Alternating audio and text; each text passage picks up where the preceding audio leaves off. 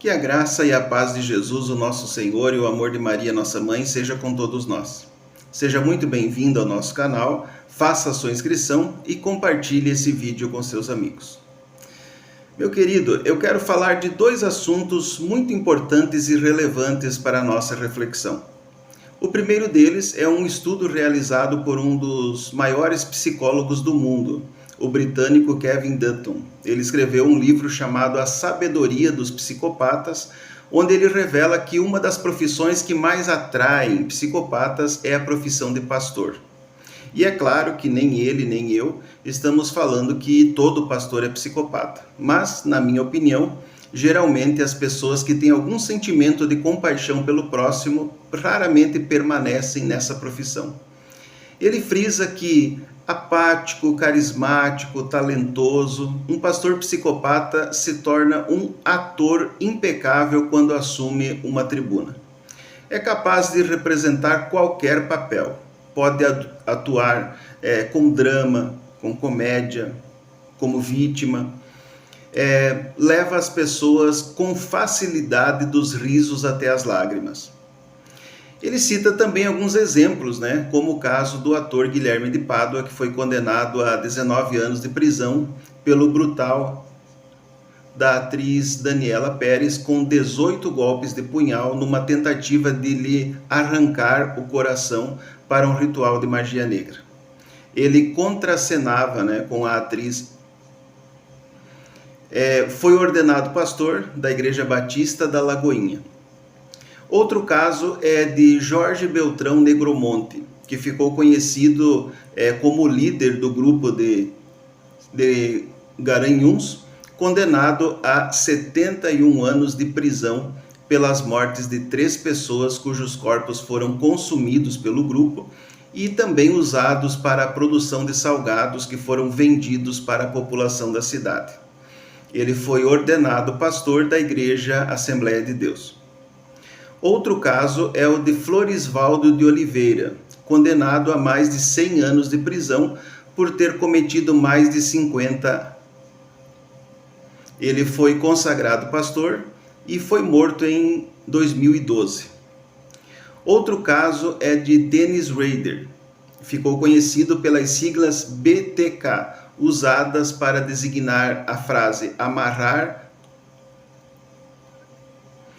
Ele aterrorizou a região de Wichita, 10 pessoas.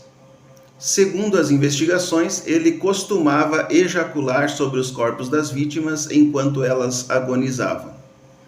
Foi condenado à prisão perpétua e foi consagrado pastor. Outro caso é da pastora Flor de Lis, condenada a 50 anos de prisão do próprio marido, o pastor Anderson do Carmo.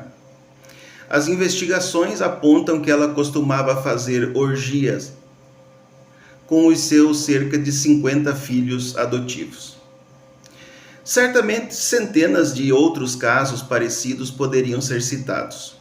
Outra questão importante que eu gostaria de trazer no vídeo de hoje é sobre pessoas que vivem em situação de rua no Brasil. Segundo dados da Universidade Federal de Minas Gerais, cerca de 335 mil pessoas estão vivendo em situação de rua no Brasil. E os motivos são variados, As causas vão desde problemas familiares, de saúde mental, de falta de acesso à moradia, empregos dignos, abuso de substâncias, ou seja, o perfil dessas pessoas é variado. Um problema que se agrava pela vulnerabilidade e violência contra essas pessoas. Existem muitas associações religiosas que buscam atender, oferecer uma saída, uma vida digna para essas pessoas.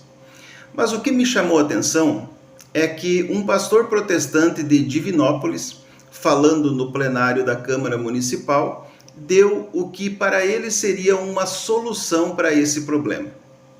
2 tiros na cabeça. Não, você não ouviu errado. Agora eu quero fazer, Juliano, parabéns pelo seu trabalho, eu te admiro, você, entendeu? Mas eu quero falar o seguinte, Como é que eu vou dar sopa para um cara morador de rua? Se eu não tenho a solução para ele. Como é que eu vou tratar? Vou engordar o vagabundo? Eu vou engordar o pilantra? Que negócio é esse?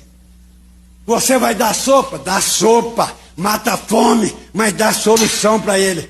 Você mora onde? Mora em Pará de Minas. Não, você vai ter que ir embora daqui. Aqui não pode ficar, não. Aqui não. Eu posso fazer isso como cidadão. Eu posso fazer. Mas a polícia não tem autoridade para fazer. Que se a polícia fizer isso, o cara perde a farda no outro dia. Infelizmente, aperta. Então, mas eu recebi o apoio do coronel. Ó, coronel, pode agir. Eu estou com você. E eu tinha 10 homens comigo lá na praça. O cara chegava, então, de Campo Grande. Eu disse, você vai embora agora. Você não fica aqui. Porque aqui, se você atravessar aquela ponte, amanhã às 4 horas da tarde eu vou fazer seu sepultamento. É só eu dar ligado aqui e você tomar 2 tiros na cabeça.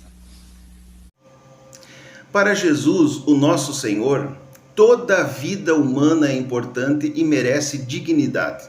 Nenhuma morte, meus irmãos, deve ser comemorada ou desejada.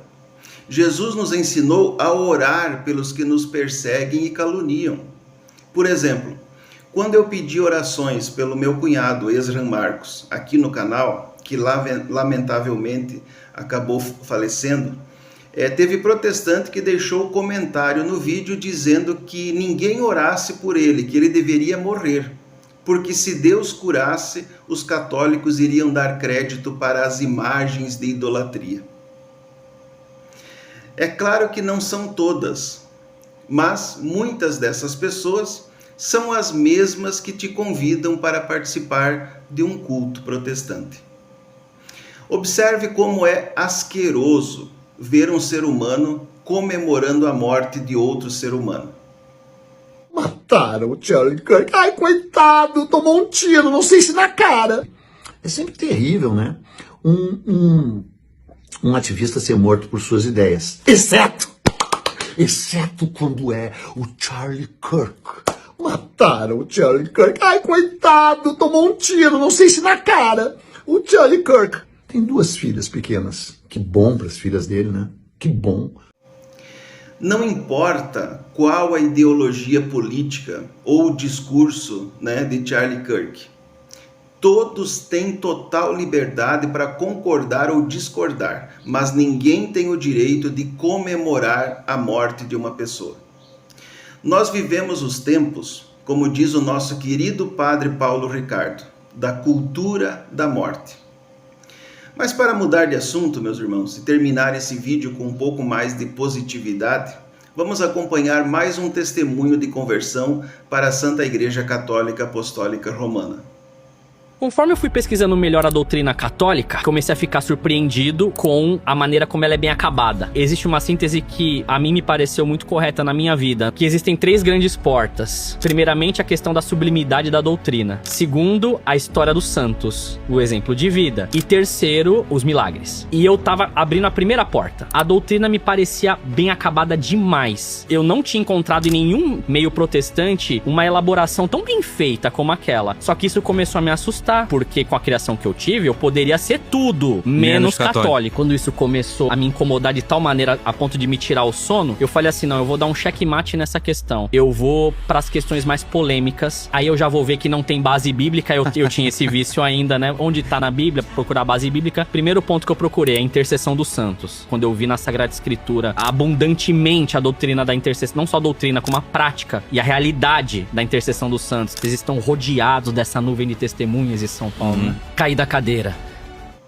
Que com essas palavras, com esse vídeo, Deus abençoe você, a sua família, você tenha um dia abençoado no nome de Jesus.